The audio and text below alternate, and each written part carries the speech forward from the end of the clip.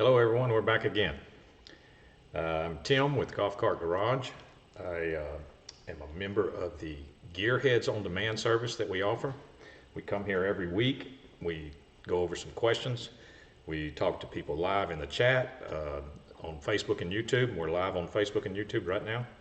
And if you would like to follow us on any other platform, I can run those links. Let you see those. Craig says, good afternoon, Gearhead from Illinois. What you say, Craig? I'm going to talk to you here in a second, Craig. I've been doing a little research. Let's see, those are the social media links that you can follow us on. If you like this content, please follow us on Facebook and YouTube also. And like and subscribe, that would be nice. This is actually episode of 109. Okay. So we're going to go over some stuff here. Hello, Tim. William Rizzo. What's up, William? We got a special guest today. I don't know if you can see him. It's my boy, Dino. He's my special guest assistant. He's been with me a long time. He's got plenty of experience, I can tell you that. He's got plenty of golf cart experience. He has got more golf cart time than most people do, because he's been with me from the very beginning. He's 12 and a half years old, so for his entire life he has been riding in golf carts and helping me fix golf carts.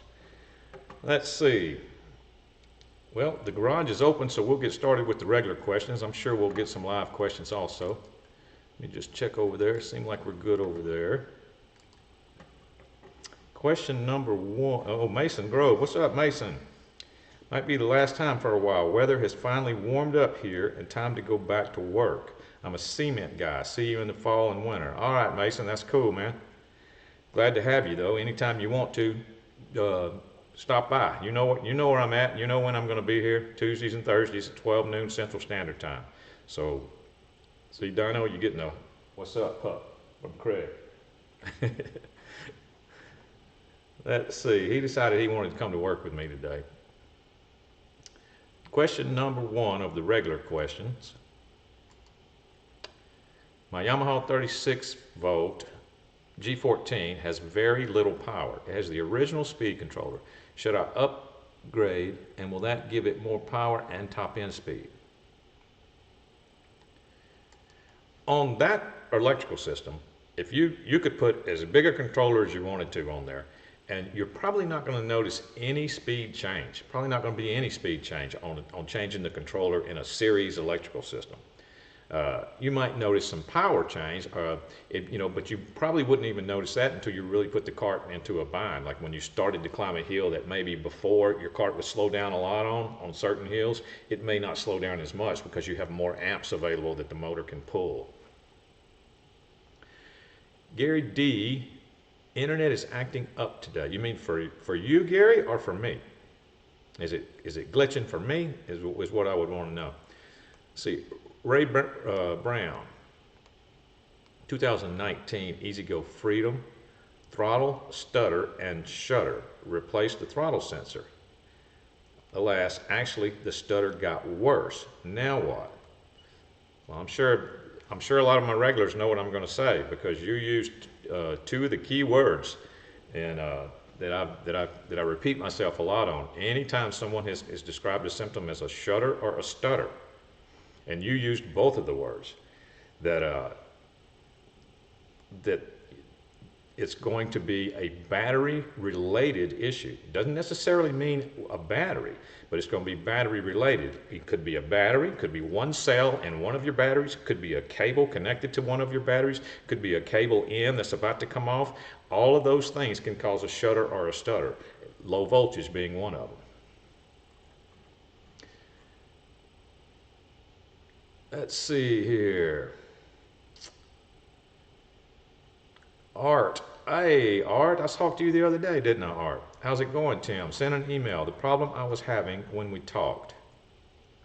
Smoke the original controller. Okay, so I don't remember exactly what we talked about. Did I tell you that it was very likely the controller? I hope so, because that means I was right. That would be nice for you to post that on here, that I was actually right, if that's what the deal was. Let's see.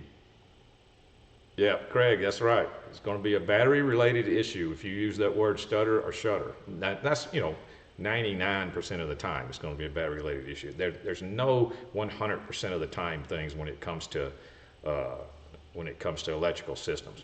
There's always something. All right, so Art says yes, so I did help him with his problem. Thank you, Art. I appreciate you telling me that. Let's see. I always like to get good feedback on somebody that I actually was correct on. Not correct 100% of the time, nobody is, but because we're dealing with electrical systems and a virtual situation, so I'm not actually there looking at it. So I do appreciate it when I'm able to help somebody. Gary D says freeze. Okay, is it freezing? Maybe my executive producer that's watching will type something in there and let me know if it's freezing up for her also. Handsome sidekick behind you. So thankful God spared y'all from the storms, but still lifting up those that were affected. Yep. Appreciate that, Greg. Let's see. Not freezing here on Thomas Mack's end. Video is good, William Rizzo. Gary says he's got 5G, so I don't know, man. That's why I'm just getting people to, that's why I'm asking people to tell me if everything's cool. That's all I can do. We got decent weather today. I mean, the other day when I did this, I had all kinds of weather going on outside, and it was okay. I would think everything would be fine. So anyway, let me know if it's glitching or how the video's doing.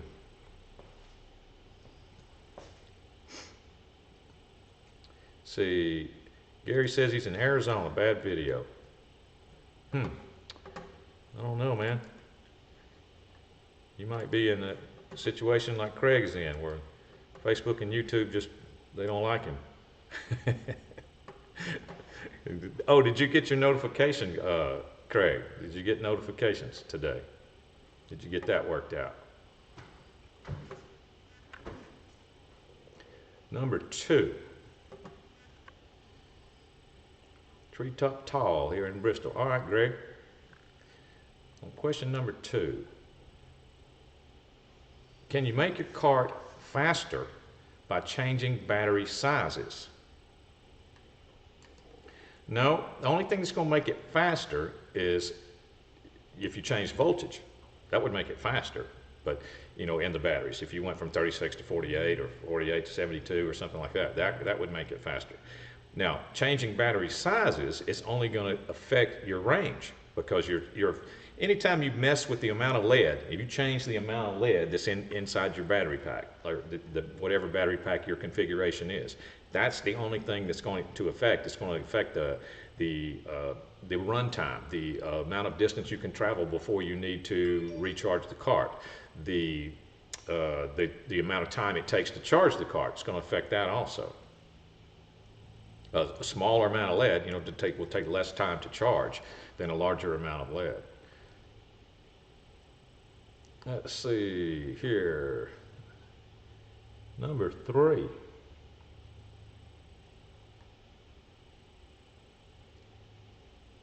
Yeah, William says amp hours. So you're changing, by changing the size of the batteries, you're changing the amp hours of your battery pack. That will affect the range and affect the charging time.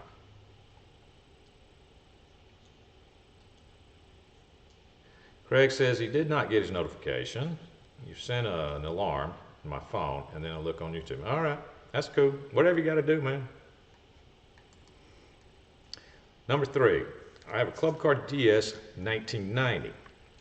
It has speed resistors. Can I use the 36-volt lithium upgrade? I don't see why not. I mean, because as long as you're staying with the 36 volts, that should be the only thing that you need to do. And, make sure you check with them about the charger, as long as you're going to stick with 36 volts. But they're probably going to want you to use their charger. That's for sure. So, but I don't see any problem with running the same voltage through those speed resistors. It's not going to really be any different. But check with them anyway. Tell them what you're doing. That I always tell people to check with your lithium manufacturer about your charger, but they might want to know some specifics about your car. And that is, they talk about a clash in technologies. You're going to run a lithium battery into a speed resistor cart. That's a old-timey electrical system with a brand new technology battery. So you might want to check with them on that. Number 4.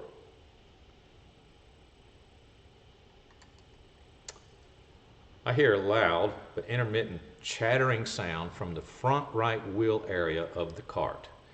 2010 Yamaha gas cart. When I reach about 23 miles an hour, if I pull over and start again, it does not begin again for a long time or not at all. I have removed both front wheels thinking wheel bearings, but both hubs rotate freely with no sound. Any input is greatly appreciated. Well, I'll tell you what I have seen before. What Dino and I have seen before. I've had some noise coming from the front end of a car before, a couple of different times. And a lot of times it's after I change the spindles, or I put a lift kit on, and the lift kit involved different spindles, and I never could find it. I never could find the noise for a long time. And then finally one day I lifted the front end of the car off the ground, and I was messing with the tire. You know, I was holding the tire, trying to duplicate the noise with my hands. I'd pull the tire in different directions, and I just happened to put my hands under the tire and moved it up. And there was a little bit of slack in the new spindle. You could move the tire up and down. Now that doesn't come to play. It doesn't even show up when you're riding around on flat ground. You don't even notice it because the weight of the car is taking up the space. But as soon as you start hitting bumps and the leaf spring starts going up and down, that spindle can go up and down and start making a racket. I ended up having to take up a little bit of the space with a washer, you know, a perfectly sized washer that would take up that little space. And that made everything much more quiet, even going over bumps. I'm not saying that is your problem. I'm just saying that's something you could look for if you're having a problem trying to find a noise there. Twisted Mopar Garage. What's up, Twisted Mopar? Glad to have you, man. I have a Precedent club car. Need a DC controller. It won't accept any charger, won't run, although it does click, won't move. So you just need to upgrade your controller in a Precedent. Well, that's easy to do. You need to know what year your Precedent is, and because it might be a different. Batteries fully charged independently. Yeah, that's what it sounds like. If you're getting a click, that tells me, this is what we've talked about there, if your solenoid is clicking, if you can hear your solenoid clicking in your electric vehicle, that tells me that half of your electrical system is working. All kinds of things are working. That tells me your key switch is working, your forward and reverse switch is working, your M-core or your micro switch and your accelerator pedal is working, all the way up to the solenoid. The solenoid's actually activating. That tells me everything up to that point is working. Now, if your car's still not moving, there's really only two things past that point that are the most common things, and that's going to be the controller and the motor. And the motor's, you know, way down on the list of being a likely culprit. So that would leave you with the controller. So if you go to golfcartgarage.com and get you a controller for your Precedent, whatever year it is.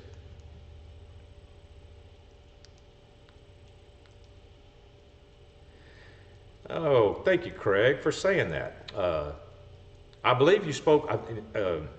See, we talk at work, even though we're all over the place, or some of us are in different locations. We talk every day. We have an instantaneous software where we can communicate with each other instantaneously all day long if we have questions. And I think you talked with Dave, Craig, and because he told me something about it. On a Precedent, Twisted Mopar, look at your serial number. There's a serial number somewhere on your car. It's most likely going to start with a P. It probably says PQ. That's the first two letters. It's going to be PQ. The next two numbers after those two letters is going to be the last two digits of the year. Like if it says PQ13, then your car, and there's a whole bunch of numbers behind it also. But if yours says PQ13 and then a whole bunch of stuff, your car's a 2013. If it's a PQ09, then it's going to be a 2009. That's how you figure out what year it is. That's how the club car codes their serial number on a Precedent. Let me check over here on Facebook. Everything's cool there. Let's see. Number 5. of the regular questions. Is there any way to seal off the bottom of an EZGO carts? Dirt and water coming to the battery and electric areas.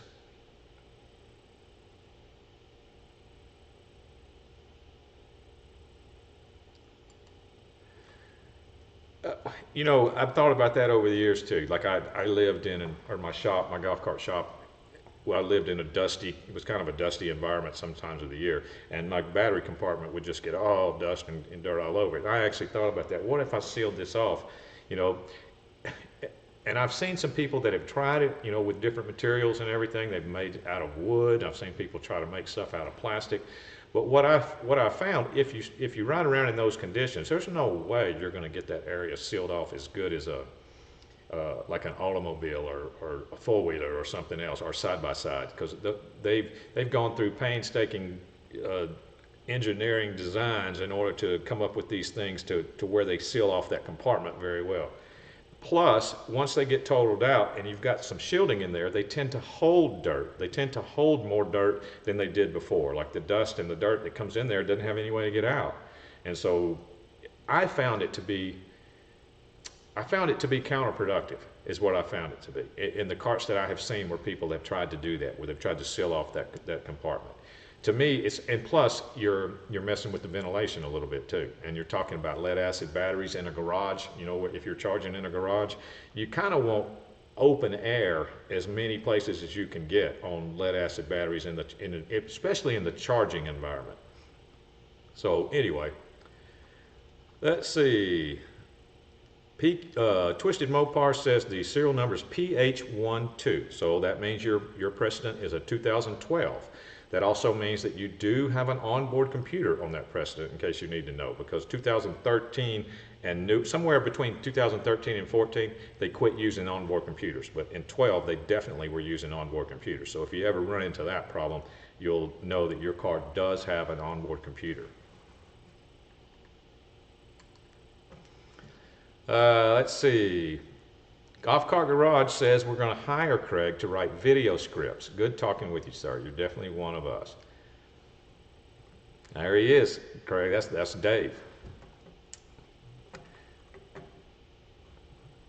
Let's see.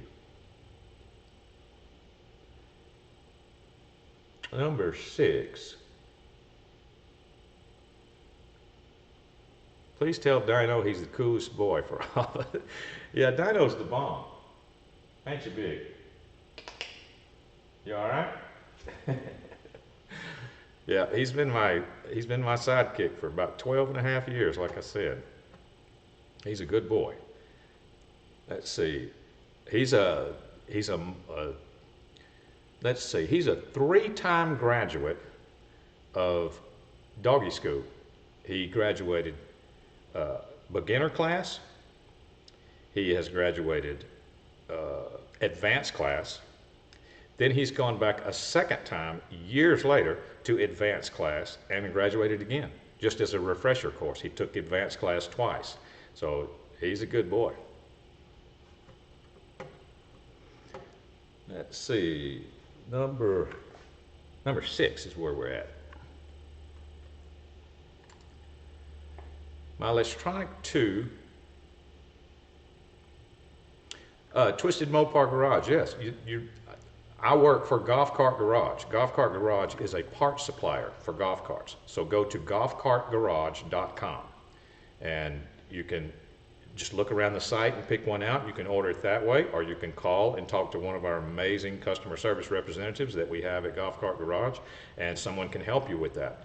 But you can look around, and now that you know what year and everything, there's the link, 𝗏𝘁𝗿𝗃𝗲𝗀, 𝗏𝗂𝗏𝗃𝗲𝗀.com.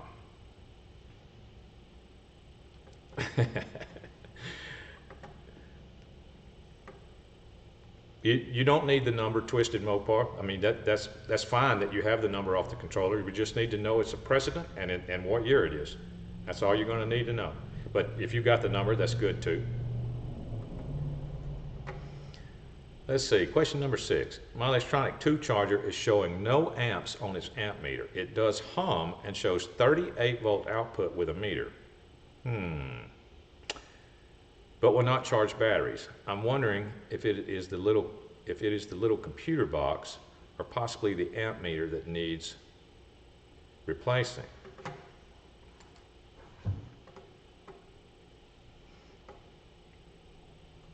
What question was that? That's number 6. Okay. All right. Well, I've got lots of questions about that. First of all, I'd want to know, where are you getting that 38 volt reading? This is what I would want you to do. The only way, if you're taking your charger in and you're putting your voltmeter in the charger in and you're getting voltage there, then the relay must be bypassed on the charger, because the charger doesn't come on at all until it's plugged into the cart. It's a DC activated relay that has to sense voltage in the golf cart before the charger is going to come on. So that's why I'm curious about where you're getting that 38 volt reading. And by the way, if you are doing it that way and the relay is bypassed and you're only getting 38 volts, that's about half as much as you should be getting. I mean, you should be, when a 36 volt charger is going to put out at least 48 volts in order to charge your battery pack. So you could have a charger issue, but put everything back like it was and let's eliminate that as being the problem. Use that charger on another cart. Whatever you got to do, bring it to a golf cart shop and have them plug it into another cart. Go to somebody that has the exact same cart as you. Let's eliminate that charger as being the problem. You know, that would be the easiest thing to do. Twisted Mopar, thank you. You're very welcome, Twisted Mopar. Come back anytime. You know, we're here every Tuesday and Thursday at 12 noon Central Time. This is what we do. We talk about golf cars. Who knew you could talk so much about golf cars? I've been talking a lot about golf cars, way more than I ever thought that I ever would. Let's see. Golf Cart Garage asked, Tim, here's some club car ignorance from the warehouse. If he's getting a click on a 2012 Precedent, could it also maybe be the OBC lockout, or would that also eliminate the solenoid click? I am almost sure that an OBC lockout will eliminate the solenoid click. Now, you might want to ask ChatGPT that one. I mean, to see if you come up with a different answer. But I am almost positive that an OBC lockout feature will eliminate the solenoid click. Let's see, Michael Stuckley in YouTube. What's up, Michael Stuckley? Hey, Tim, watched a lot of episodes, but first time to join live. Thanks for the info. Thank you for coming, Mike. You are welcome to come back anytime. We are here every Tuesday and Thursday. Sometimes I'm in my office. Sometimes I'm in the actual garage. Sometimes my boy's going to be with me. My sleepy boy there, my assistant. Sometimes he'll be with me. He likes laying in that golf cart. He's done that a lot. Twisted Mopar said he's on the website looking for the controller. If you have trouble, Twisted Mopar, call up and talk to someone. They'll be able to help you. You've got all the information you need in order to be helped for that. If you want to call up and talk to one of our operators, one of our amazing customer service representatives. I can't call them operators because they're much more than that. Let's see. Number 7. What specs actually determine why one lithium battery is better than another for a 48 volt club car versus any other cart, or 6 volts versus 8 volts versus 12 volt system? Just wanted to understand. Well, the bottom line is, let's just talk about lead acid for a second. 6 volts is a 36 volt system, all right? 6 8 volts is a 48 volt system, and 4 12 volts is a 48 volt system. As far as range of a golf cart, 6 volts is most likely going to give you the most range, most drivable range before you needed to recharge that. And the reason is because that's a little bit more lead than 6 8 volts. 6 8 volts is a little bit less lead. Still a good system, still a very good system, and very close in comparison to 6 volts as far as range goes. 4 12 volts is even less lead. It's even less than that, and it's more of a dramatic difference in the amount of lead when you go with 4 12 volts. Even though the 4 12 volts batteries are bigger, they are not twice as big as 2 6 volts. They're not twice as big. You know, they're not as big as two 6-volts put together. They're kind of almost that big, but they're not quite. So the 412s is going to give you even less range than the 6/8s and the 6/6s. Just a little bit. We're not talking about a huge difference here. They tried, when they came out with the 412s, it worked fine for lots of people, but then they discovered that not only do they have less range out on the golf course, they can run less holes without having to recharge, they don't actually last as long, and statistically they don't last, you know, because we've got long-term data on that setup now. They don't tend to last as long in longevity as 6/8s or 6/6s either.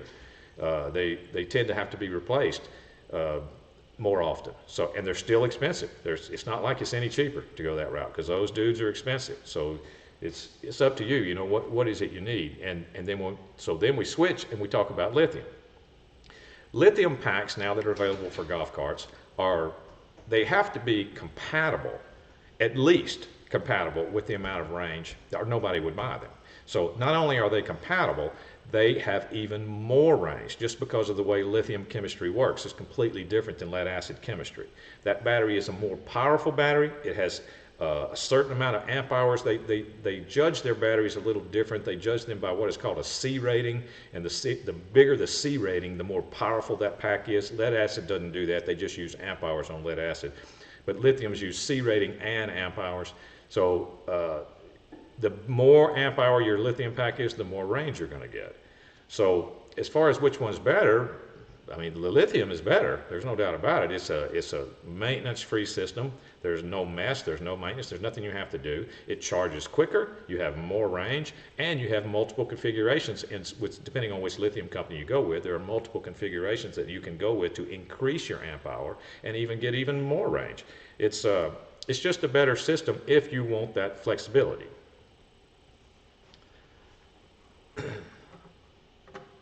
Let's see here. Facebook is cool.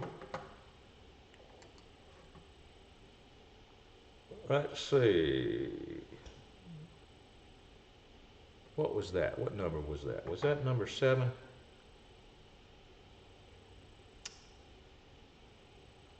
Yeah, so now we're on number 8.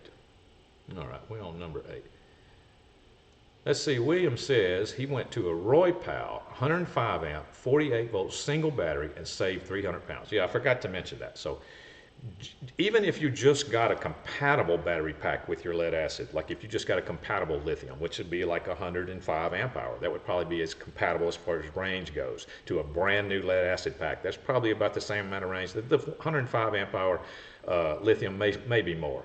But that's not the point. The point is that even if you did go with one that was just compatible with your lead acid pack, you still save 300 pounds. So just that alone is going to increase everything about your golf cart. That's going to increase the range. That's going to increase the performance. You have a much better power to weight ratio in your golf cart. Power to weight ratio is very important. I may say that a lot. I think my wife makes fun of me because I use the word power to weight ratio a lot.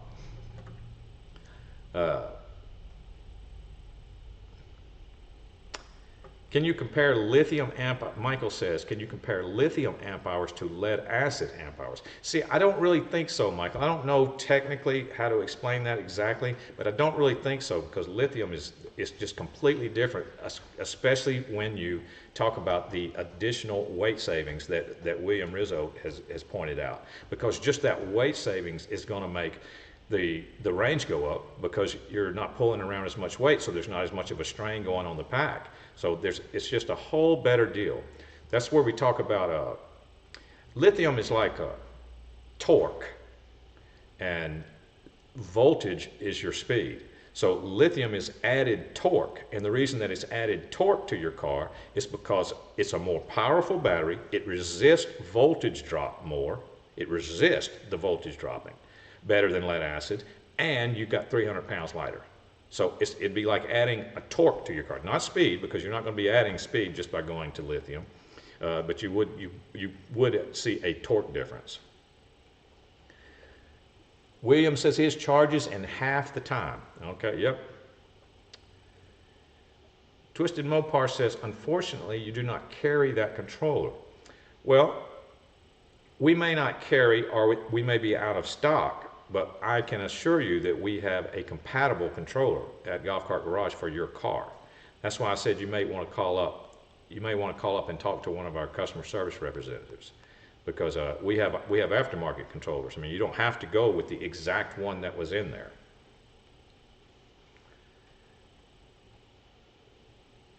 Let's see, Craig said he watched a video the other day and the guy put a 𝗲𝗂𝗃𝗲 in his cart and the battery was huge. Are they as large as it seemed? Well, it's a big, I mean, when you go with the single system, when you go with the single battery system, you know, that lithium companies offer, it's a big battery. But inside that battery, I mean, I don't know if everybody knows this or not. Inside, if you tore the top off of that thing and looked inside, all it is a whole bunch of little small batteries, like almost like C-cell alkalines. There's a whole bunch of those, but they're longer and skinnier. There's a whole bunch of those inside that battery in multiple series configurations and multiple parallel configurations in order to get whatever amp hours on the side of the battery. That's how they achieve it, but they're lithium batteries. But there's a bunch of them in there.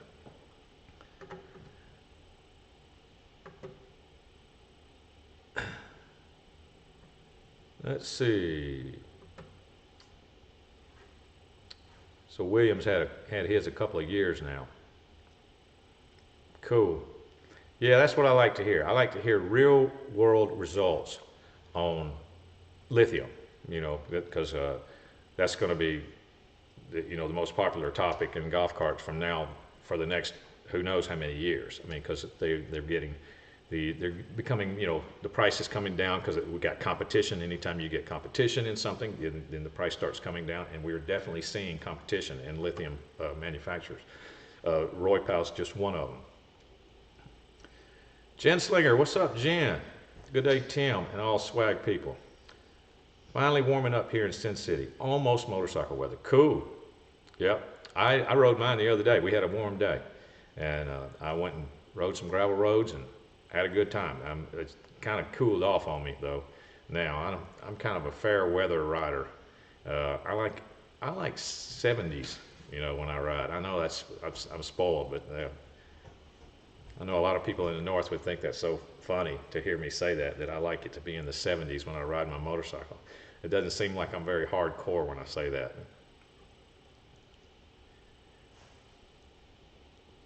Craig said he might need Dino's help to put that 𝗲𝗃𝗃𝗲 in there. Yep. Dino could do it, man. He can do it. He knows a lot about golf carts. If he could talk, he could help you fix your golf cart. I promise you. 105 amp hour, William says, takes up half the space in the precedent. Yeah, that's what I've seen, Craig, is that they are big, but they're still not as big as the whole 6 8-volt batteries or 412s, you know, or anything lead acid. Yeah, Jen, I talked about the tornadoes. I did have some bad weather. It was last week after my Thursday episode. The next day, the next Friday, yeah, they came through my area, and they did come close. I was telling, I think it was Mason that I told last time, that was about 5 miles away that they did some damage, and then in Little Rock, they did a lot of damage in Little Rock. I'm about an hour from there, but yeah, I did manage to dodge them. Let's see. Greg said he just can't make up his mind on which to purchase. I understand, Greg. It's a big decision. You don't want to mess up. You call them up and see what they say. You know, call up the manufacturers of the different ones. Like, let's see, is it Eco battery we sell now? Maybe if somebody at Golf Cart Garage is listening. Oh yeah, Dave.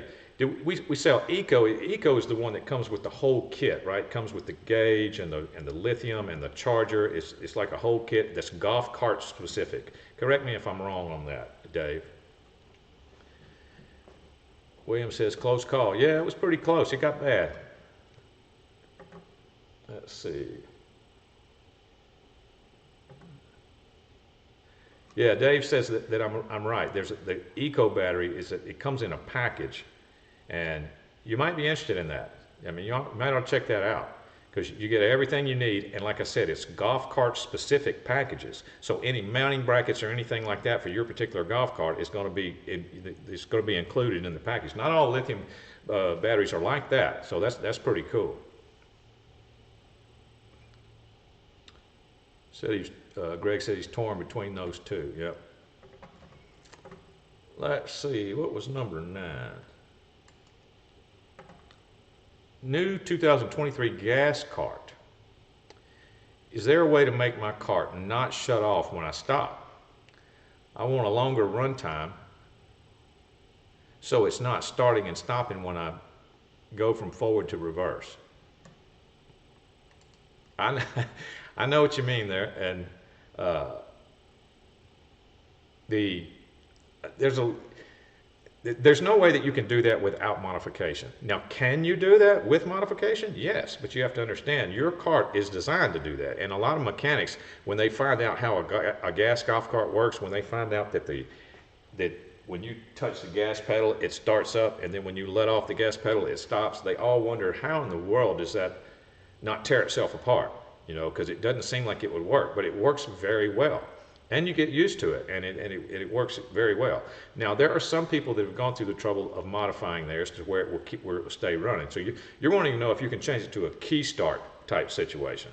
Well, you can, but it would be a lot of modifications, and you may even have to change your clutch, your drive clutch, because key start utility vehicles, which look like golf carts but they're really not, they have a different clutch, a drive clutch, to where it'll idle. You know, the cart will idle.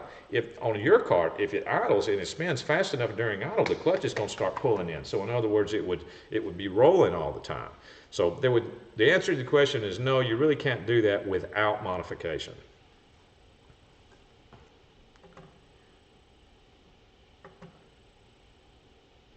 Let's see. 𝗪𝘂𝗲𝗀𝗃𝗲 said, I called, he couldn't help me anymore, and he asked for the number, so I'm open to find something that works. So I'm open to find something that works. I don't understand what you meant there, Twisted. Try that again, or give me some more clarification there. Let's see. Number 10 is going to be our last scheduled question.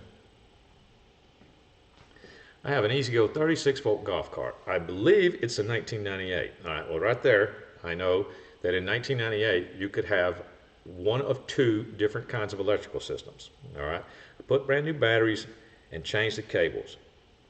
Drive it for maybe 3 holes of golf, and it has very little movement. Limp it home, and the batteries read good on a voltmeter. A couple of people have told me to replace the motor. That's probably getting weak. Okay, well, stop right there. Generally, that does not happen. Generally, an electric motor does not get weak over time. They tend to either work or they don't. Let's see, they are $480, which I don't have a problem buying if that's the problem. I've seen YouTube videos where you can check the motor, but obviously it works just for a short period of time. Was just curious if you had any ideas of things to try before I buy a new motor. Well, like I said, in 1998, you could have one of 2 electrical systems in an EZGO. You either have a series fleet car with a mechanical forward and reverse switch, where it's actually turning this mechanical lever that changes polarity going to the motor. You either have that, and if you do the motor test on that system, you connect an A terminal to an S terminal with a battery cable. Well, remove all your cables off the motor. There's 4 cables. Remove them all. Get one of your battery cables, one of your short battery cables, and connect an A terminal to an S terminal. Make a jumper there, right? A terminal to an S terminal, and mount it. Then you got 2 other terminals that are open now. Put 12 volts to the 2 other terminals, and if the motor spins, and then you can change, if the motor spins, it's probably fine. Then you can change direction with your jumper cables and see if it spins the other way. It's most likely fine. Now, if you have a DCS, if you either have a series fleet car with a mechanical forward and reverse switch, or you have a DCS in 1998. In 1998, you're going to have, you might look like a mechanical forward and reverse switch, but it's just this big disc that touches a couple of micro switches on the back of it. And that's the most likely, that is what's going to be wrong with your car, is that the controller. I think I've said this before, in my golf cart shop, the most common replaced controller was an EZGO DCS. I got a lot of EZGOs in my shop when I was running my shop, but the most common controller that I had to replace was an EZGO DCS. That was a weak controller. They only used it for a couple of years before they switched to PDS. They had much better luck with PDS, but DCS is most likely your culprit there. Your controller is getting hot, or it's already blown, or it's doing half speed. I've seen all three of those things. Going into thermal shutdown way too quickly, going half power, no reverse. I've seen, because the controller had, on that particular electrical system, the controller has something to do with reverse. It changes polarity electronically. So yeah. Let's see. OEM controller on that is tough to source, but we can send options. You see that, Twisted? Trying to help you there, just tell you what your options are. Let's see. Let me run the social media links again. Remember to follow us on YouTube and Facebook if you like this content, and please like and subscribe, and then you'll get notified. Or you can follow us on all the other social media platforms that I'm running right now, TikTok and everywhere. We are all over the place, which is amazing, but we're doing really good. Let's see. Now, what about the coupon? Here is the coupon code. Go to 𝗪𝗂𝗃𝗲𝗀𝗆 and plug in TIM9 at checkout. TIM9. If you use the code TIM9, you will get 5% off all your parts. This code expires on April the 17th, so you still got quite a while to use this code. I can't remember. It must have been one of the regular people in the chat said they saved about $80 on a set of batteries, something like that, just by using the code. So code expires on April 17th. 5% off any parts you can, any parts that you'd like to order at 𝗪𝗂𝗃𝗲𝗀𝗆𝗃. Let's see. Somebody wake up Kurt. Oh yeah, Kurt, where you at, man? Are you here? It's time for the tip. I need reminding. Craig, TIM9 works great. I need reminding of the tip. I'm gonna wait till Kirk answers me before I run the tip. He's got to be here. You're a very important member of this team, Kurt. You're slacking. Ah, there he is. Oh, I knew he was here. I'm here, just waiting on Tim. All right, here we go. Just like all the tips, I talk about it. I usually talked about it in the episode. And earlier in the episode, I was talking about a noise in the front end. If you're racking, you've looked at everything, you can't figure out where your noise is in your front end. Sometimes it helps to get a floor jack and raise the front wheels off of the car, raise the front wheels off the ground, the front tires. Grab them with your hands and start trying to find the noise. And always grab them on the bottom and push it up. Push them up and down and see if you've got slack right there. A lot of times that's where noise comes from, especially if you just put a lift kit on or the car is a lift kit.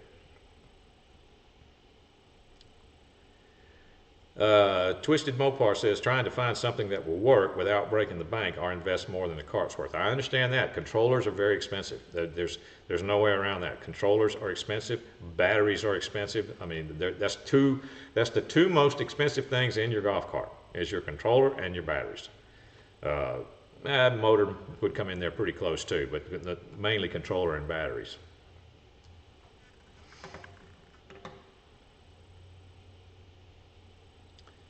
Oh, yeah, Craig. Yep, I did say I had something for you. Let me check Facebook real quick to see what's going on there. No, we're good. What I was going to say, Craig, is that I was looking at 𝗪𝗔 stuff, and 𝗪𝗔 doesn't even offer a motor, for an RX-V. And I guess seems like the reason is because they don't have a motor with a motor brake on it. So any kinds of kits or anything that 𝗪𝗔 has, it only comes with the controller. Now, the good news is what I'm seeing on the people that have done that swap, they've done that 𝗪𝗔 controller swap on their RX-V, it makes for a pretty dang fast RX-V, just a controller swap on an RX-V. So I know that's what you were asking about. If you go to YouTube, man, I have seen some people that are claiming some pretty impressive numbers with just that 𝗲𝘂𝘃𝗲 controller installed on their RXV. So what I'm saying is that if you could get your motor brake issue solved and get it working, there's a lot of people out there that have got a really fast RXV with just that controller swap.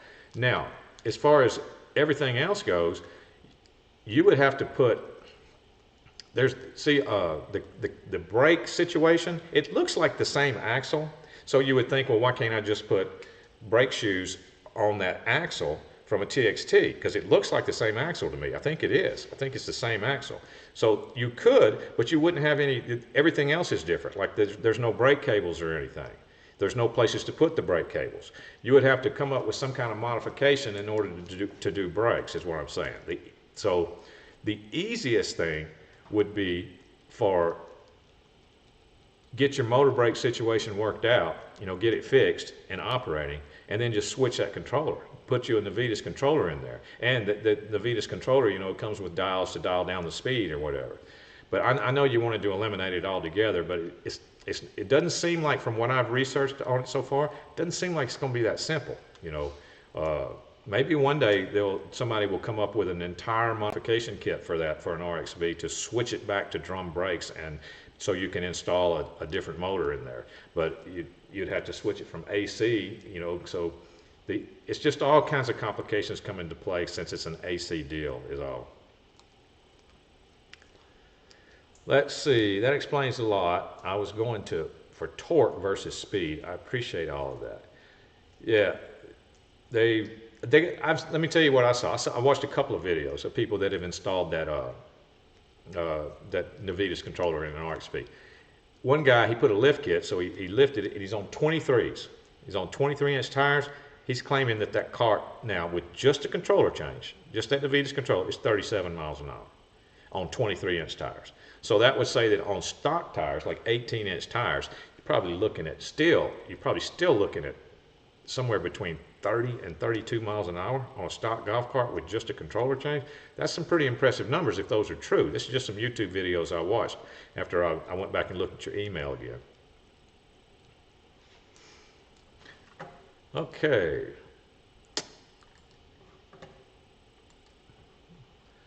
All right. Dynaman, where you at? Come back over. We're fixing to get out of here. Come on, load up.